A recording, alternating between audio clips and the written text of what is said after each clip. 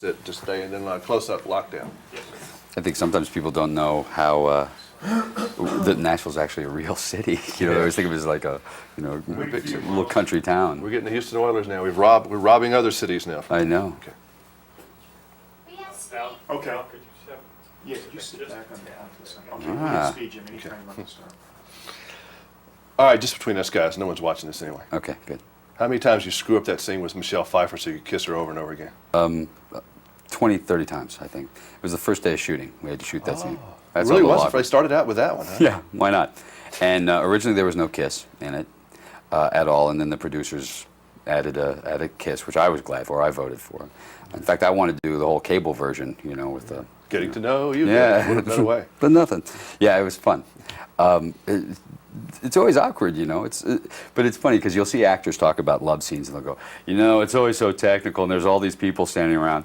Hey, I'm kissing Michelle Pfeiffer. There's nobody else in the room. I always thought she's pretty hot stuff anyway. Yeah, she's pretty good. I've been watching her from when she did a movie called Hollywood Nights with Tony Remember Danza. that? With Tubby's Drive-In. I love that movie. That was kind of... Go see that one, folks. That's a funny movie. It is funny, actually. Well, we would like it. It's an embarrassing movie in some cases, but I love it. It was a drive-in movie. Yeah, it's great. It's great. You're a 20-year overnight success, pretty much, right? Yeah, exactly. It's funny because people say, "Oh, George Clooney, you've just been around a couple of years," but you were kind of scrounging around here for a long time. Yeah. I was. I'm 73 years old, in fact.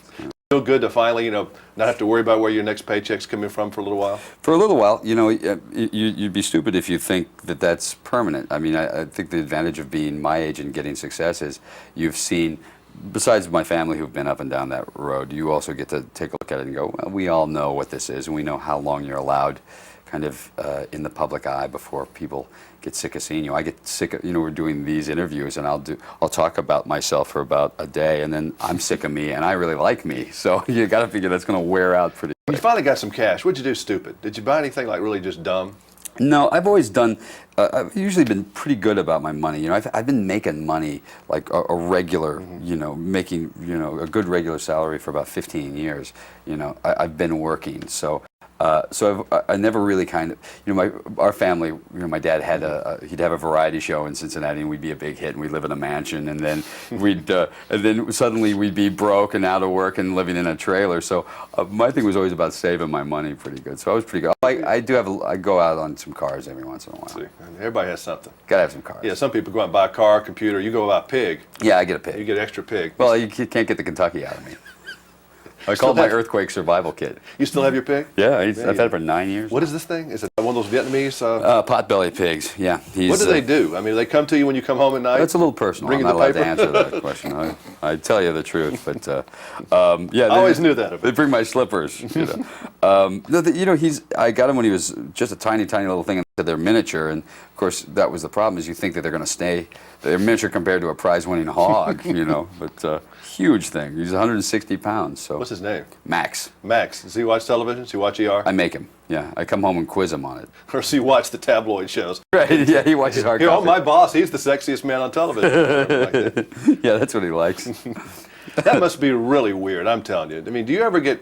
Right, so you're at home, you ever start screaming out for craft services or something like that? Yeah, exactly. Do you ever get hooked up? And you really kind of, it'd be easy to get the big head now, really. It really would be. Oh, yeah, it would be, I think, if for a couple of things. If my family, if like my Aunt Rosemary hadn't been famous and then not, Rosemary was the biggest hit in the world in 1950, and by 1955 she wasn't. She didn't get to be less of a singer along those 5 years. In fact, she got better. Things change. She, at that point, didn't handle it very well, she says. The legacy that I get from that is I get to learn that this has very little to do with you and to really enjoy every bit of this and also understand that, it'll go away. And to know who your friends are. Mm-hmm. Because a lot of people just want to be around you now because you're famous, and you have to kind of separate that, don't you? You can see, if you have any sense of people at all, you can see that, coming a mile away, because most people have the same friends they've had for a long period of time, and you don't bail out on them, and you just charge them every once in a while, make them pay you.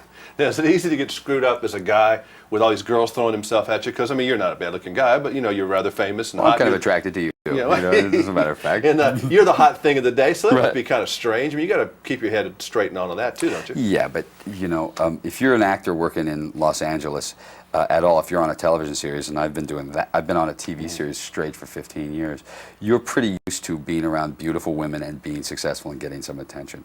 So that's all a little old news for me. I've been down that road for a long time. Just tell Max hello for me. I will. Nice seeing you. Hey, nice seeing you. When you go back?